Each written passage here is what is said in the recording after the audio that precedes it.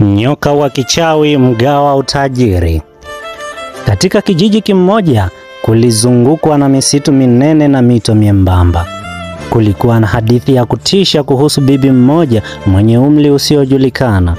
Alijulikana kwa jina la Bibi Narima, mwanamke aliyeishi peke yake kwenye nyumba ya udongo pembezoni mwa mto.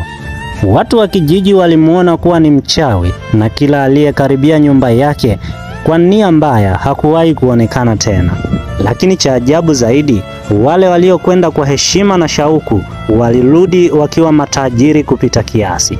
Fedha, dhahabu, mali nyingi zilionekana kuandama waliomtumikia Bibi Narima, lakini hakuna aliyewahi kuelezea kwa undani kilichotokea walipokutana naye. Siku moja, kijana maskini aitwaye Haruni alihisi kuchoshwa na maisha ya umaskini.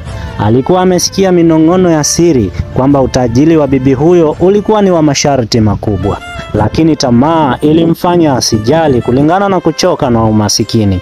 Alijua kuwa kuna wanaume waliokwenda kwa bibi huyo usiku mmoja na walipotoka walikuwa matajiri wa ghafla. Usiku wa giza kuu, akiwa na chupa ya pombe kwa ujasiri wa bandia, Haruni alifika kwenye nyumba ya Bibi Narima. Aligonga mlango wa mti uliozeeka na mara alifunguliwa taratibu.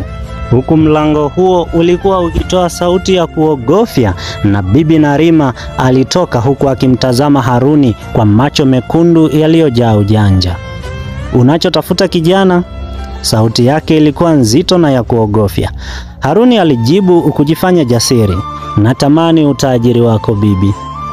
Bibi Narima alitabasamu, meno yake meupe yakiwa na mwangaza wa ajabu. "Unajua gharama ya utajiri huu?"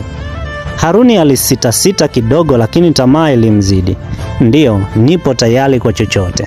Bibi Narima alimkaribisha ndani, na chumba kilikuwa na harufu ya uvundo wa damu na maganda ya nyoka yaliyotawanyika sakafuni. Akamwonyesha kitanda cha ajabu kilichofunikwa na ngozi ya nyoka. "Lala hapa, lakini usiogope chochote kitakachotokea usiku huu," alisema kwa sauti ya kuamrisha. Haruni aliketi taratibu, akajipa ujasiri. Mara taa zote za chumba zilififia na sauti ya minong'ono ilianza kusikika hewani. Alipofumba macho, alihisi kitu baridi na kinachotambaa juu ya mwili wake. Alipotaka kupiga kelele, mdomo wake ulizibwa na kitu chepesi kama nyoka mkubwa.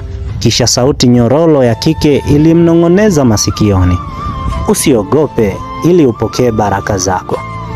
Haruni alihisi mwili wa nyoka mkubwa ukizunguka mwilini mwake.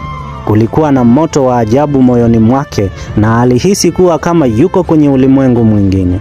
Ulimi baridi ulimgusa shingo yake na ghafla alizimia.